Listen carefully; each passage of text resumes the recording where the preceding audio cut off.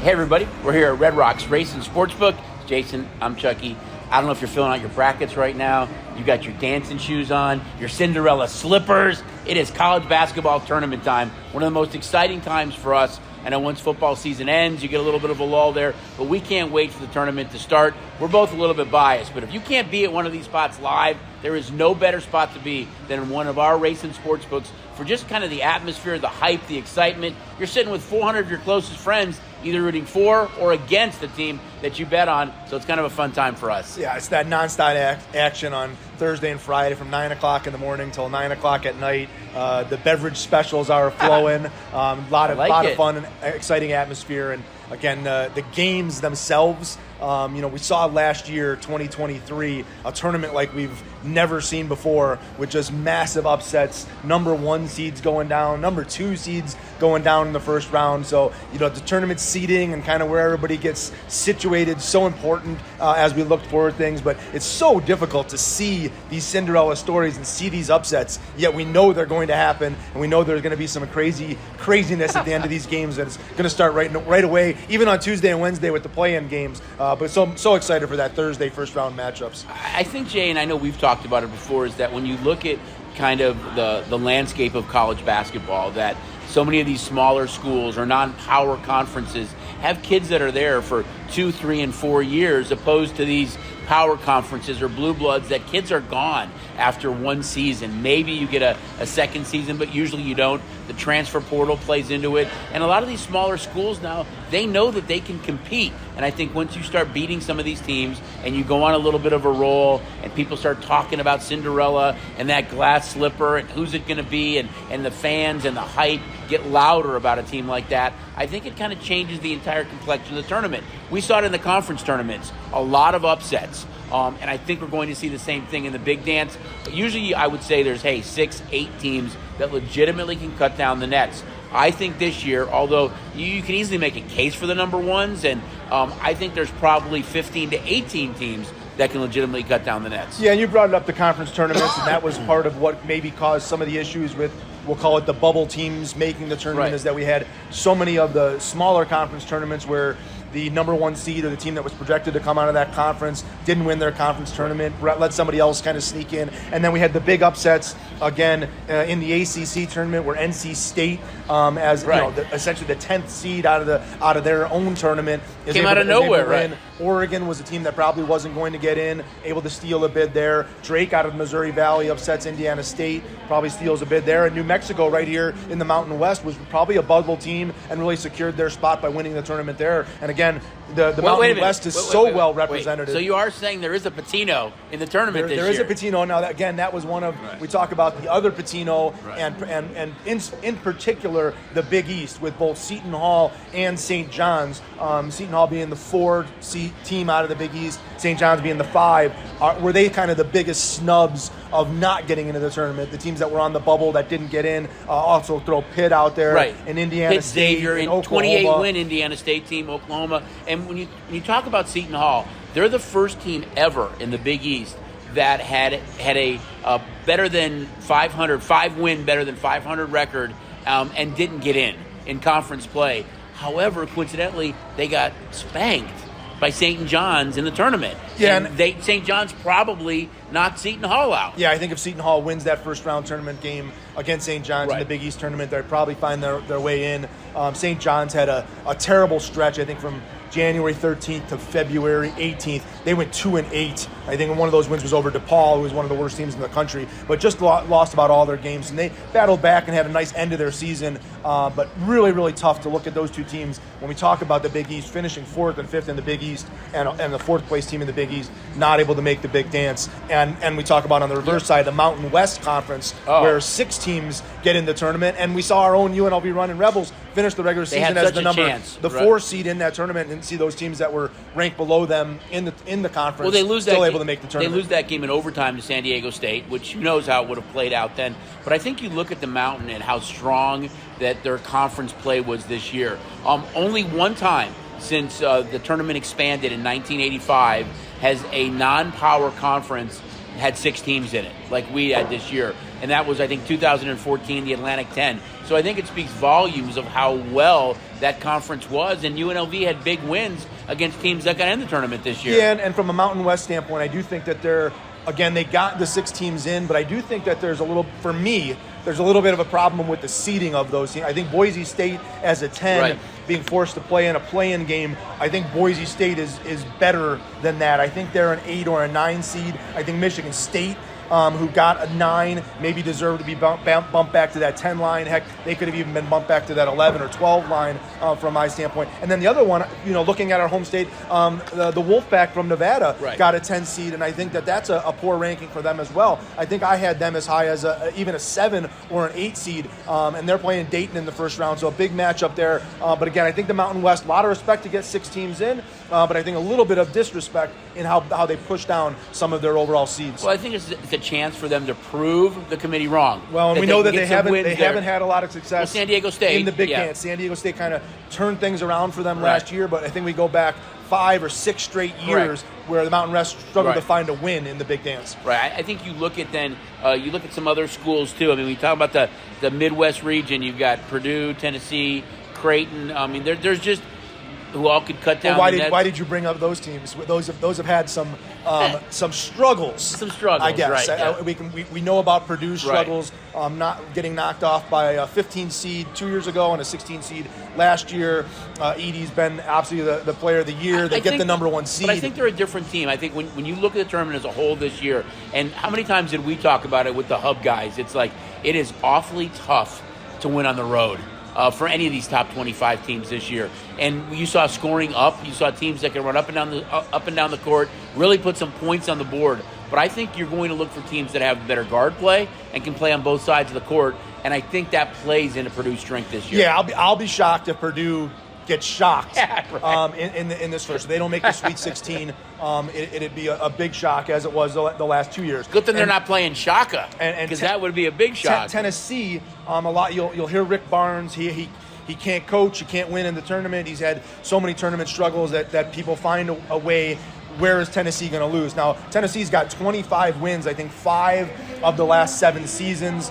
This is their highest tournament with a number 2 seed, and I actually think they've got a great draw. I love Tennessee in this Midwest region matched up with Purdue. They go into a Texas as their 7 seed, and then that's Barnes against Texas. Yes, right, and then they've got South Carolina and Oregon are the other 2 teams kind of in their bracket. So again, South Carolina, resurgence, excellent defense. Oregon, obviously winning the Pac-12 tournament, but I feel like that's a little bit of a soft region that Tennessee should be able to take advantage of. So hopefully Rick Barnes can kind of redeem himself here, but it could be looking at a Purdue-Tennessee 1-2 matchup in the Midwest, which would be great to see one of these 2 programs kind of get over the hump. Well, you talk about what you think is a little bit of a soft region. How about like a tough region? I think when you look at the East, right? I mean, they did UConn no favors. I mean, you look at the teams that are in the East right now. You look at Auburn as a number 4 seed, Illinois as a number 3, Iowa State as a number 2 seed. Teams that won their conference tournament yet are in it with UConn. And I know it's tough to repeat. I mean, since you talk about UCLA, it's from 67 to 73, 7 straight championships. But since then, only 2 schools, Duke in 91-92 and Florida, I think it was in 06-07, actually were able to repeat as national champions. And as good as UConn is and the number 1 overall seed, they are not in an easy bracket. There is no doubt when it doesn't matter what pundit you ask or who you ask, the East is the absolute toughest bracket. It's a juggernaut. And you have to ask yourself, at what point in time, what was the committee doing? What were they thinking that they ended up with these 4 teams no sense, right, all in the same bracket? And as simple as this, there's an AP top 25. And in the AP top 10, there are 4 teams in this bracket in the AP top 10. UConn, number 1 team in the country. Iowa State is currently the number 4 team in the country. Right. Arguably could have been a number 1 right. seed. But the number 2 seed that should be in the UConn's bracket should be ranked about 8th in the country, 7th or 8th. And they're the 4th team.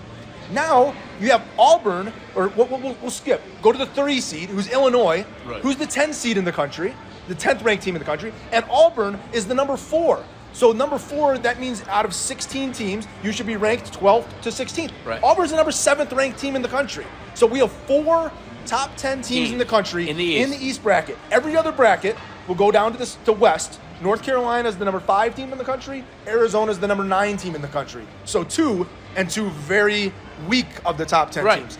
Houston's the number 2 team in the country. Marquette's the number 8 team in the country. Only 2. Purdue, number 3 team in the country. Tennessee, the number 6 team in the country. Only 2. So South, 2 top 10 teams. Midwest, 2 top 10 teams. West, 2 top 10 teams. East, 4 top 10 teams. So don't want to be in the East. That's what we'd like to be able to ask the committee, though.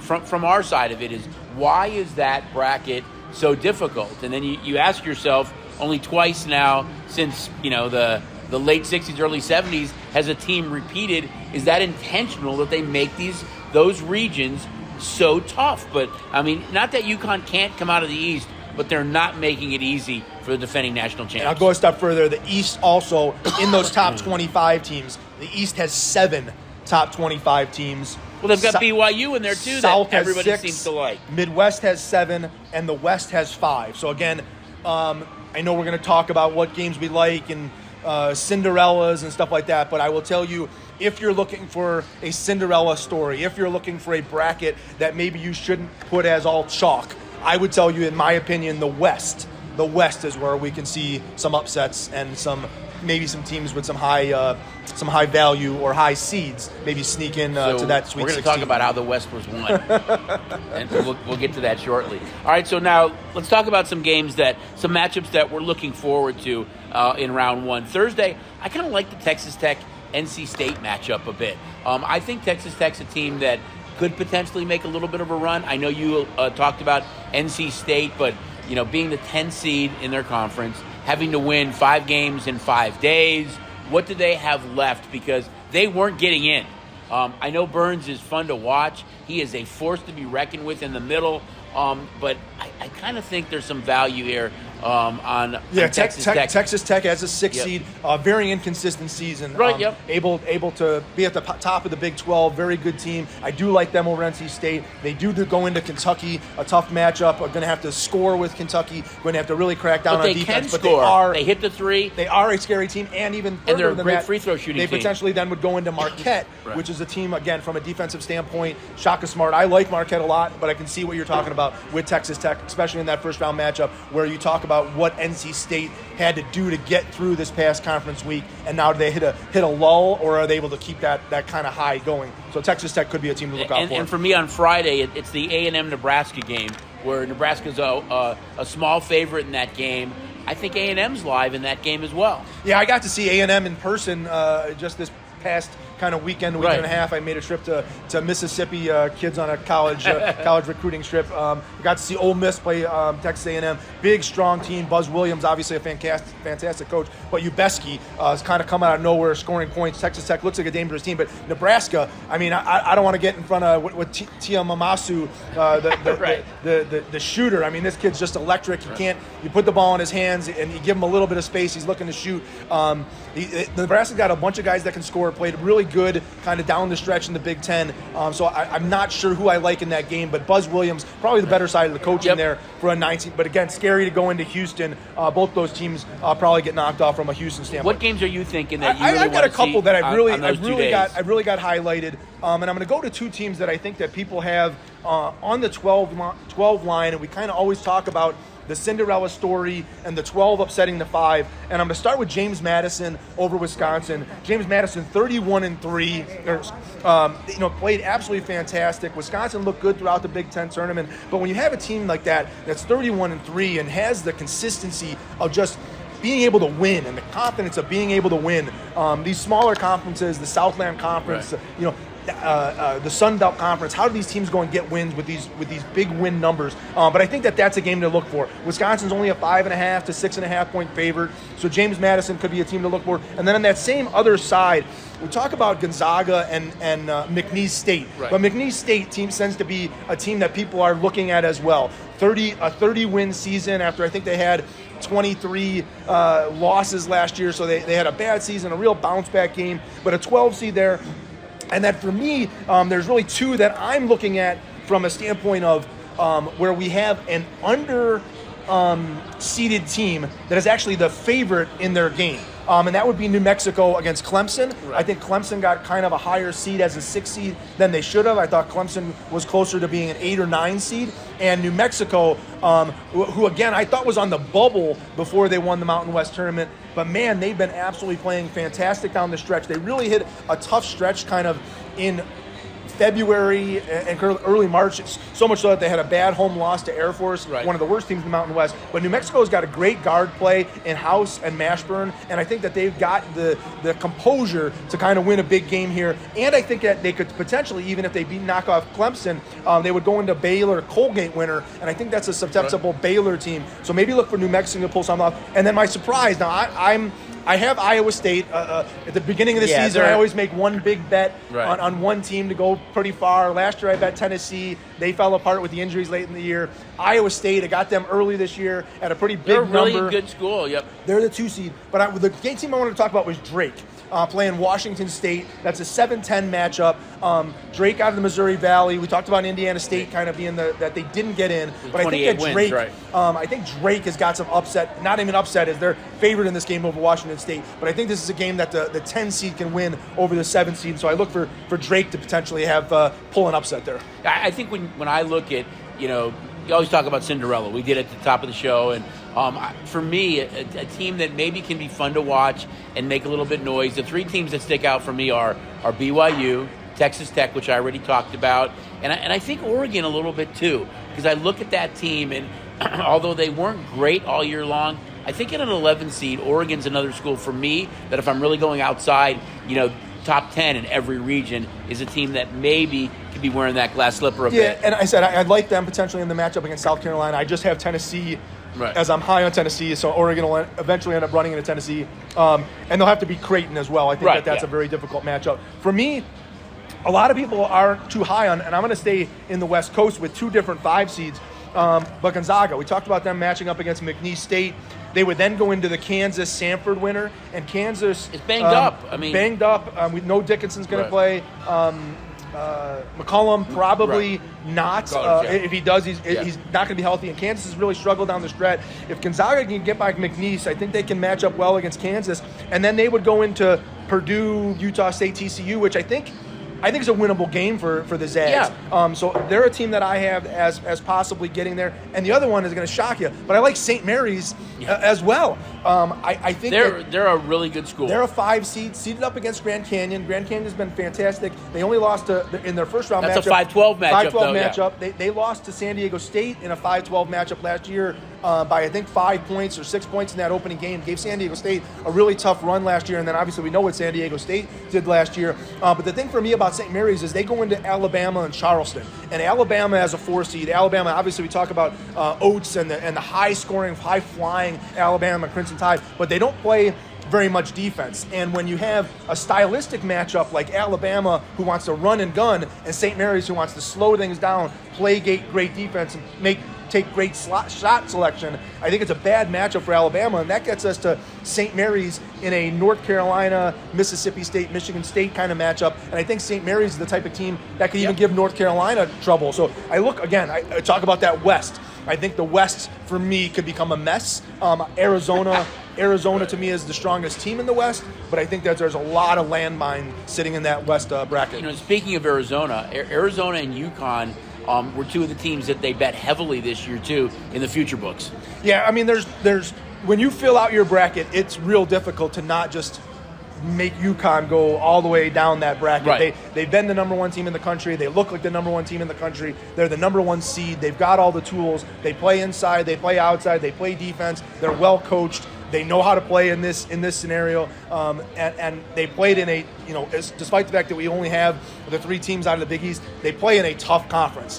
Talk about the Seton Halls and St. John's being snubbed, but it's a tough conference on a night after night basis. So UConn's there for a reason, but it's going to be tough because Auburn is there going to be their kind of Sweet 16 matchup. That's a very, very difficult game. Auburn's been fantastic out of the SEC. And then, like you said, Illinois and Iowa State at the bottom of that bracket. Illinois, Shannon's been absolutely electric as we went through the Big Ten tournament, watching him just power through and bull his way to the glass and shoot close to 15 to 20 free throws a game as Illinois powered their way through that Big Ten tournament. So again, you have the excitement and everything that's going on there, but it's tough to see how UConn's going to get knocked out before we get to the Final Four. And then I think once you get to that Final Four, it's a coin flip, and we're going to be games where the point spreads are 4 points or less, and kind of anything can happen. Well, you bring up an interesting point. I mean, you talk about UConn, and you look at the other number ones in Purdue and Houston and Carolina, is that, what are the tougher regions and the tougher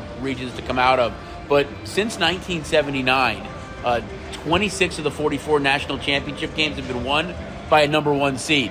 So 59% of those have gone to a number one seed. It's just finding that number one seed who you think can kind of weather the storm, and that's where the difficulty comes with UConn playing as tough as the East is. I'll go back. Although they don't have to travel at all for quite some time. So UConn gets the luxury of playing close to home all the way through the Sweet 16. And we talk about it. When you look at those number ones and those number twos, it's really difficult to see where these teams are going to lose and how they're going to get knocked off. But I will remind you that last year, the 2023 bracket, the Elite Eight was a number 5 seed San Diego State versus a number 6 seed in Creighton, a number 9 seed Florida Atlantic versus a 3 seed K-State, a number 5 seed Miami of Florida versus a number 2 seeded Texas, and a number 4 seeded UConn versus a number 3 seeded Gonzaga. Like we said, it's wide open. No number ones and one number 2, and then as we went to the Final Four, it was a 5, a 9, a 5, and a 4. So again,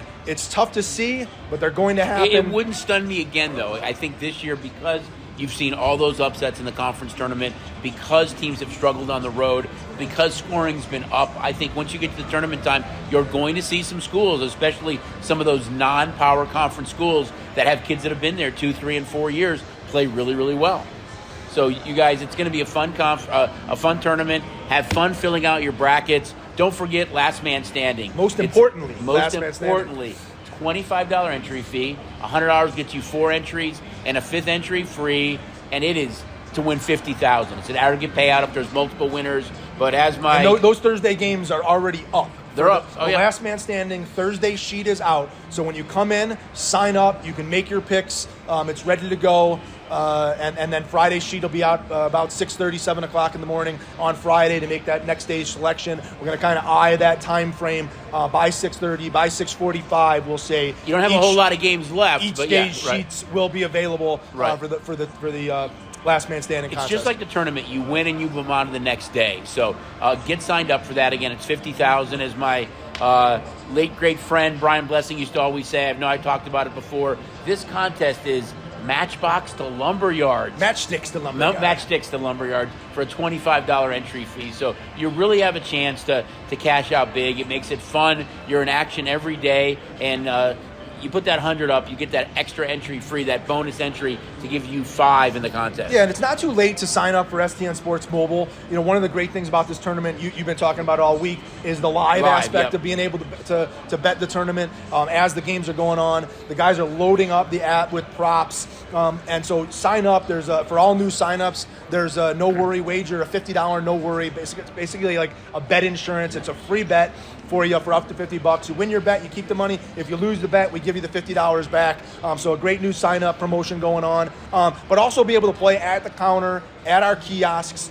So all kinds of opportunities to be able to easily get your bets in. Open late at night. The app's open till 2 o'clock in the morning. And I know we're going to be open the next couple days with some late baseball games going on, but a lot of excitement in the book. Yeah, it's just the fun of the tournament. I know both you and I love the big dance, and it's just the atmosphere in the book where people are actually camping out to get seats. They want to enjoy the atmosphere, and the remarkable thing is that you could have a team that, it could be one of the number 1s or number 2s or a high seed that is playing later in the tournament, and they're getting beat by one of these Cinderella stories, and just the sound in the room and the atmosphere. Once you realize maybe I'm not going to catch this ticket, it becomes crazy for that Cinderella story. So who will it be this year? Who's going to wear that glass slipper? Who's going to be in the Sweet 16, the Elite Eight, and then on to the Final Four? I mean, we'll have to wait and see. But if what we saw this year in college basketball is any indication, it is going to be a crazy tournament. One of the things I'm also excited about for you guys on the app is the same game parlay.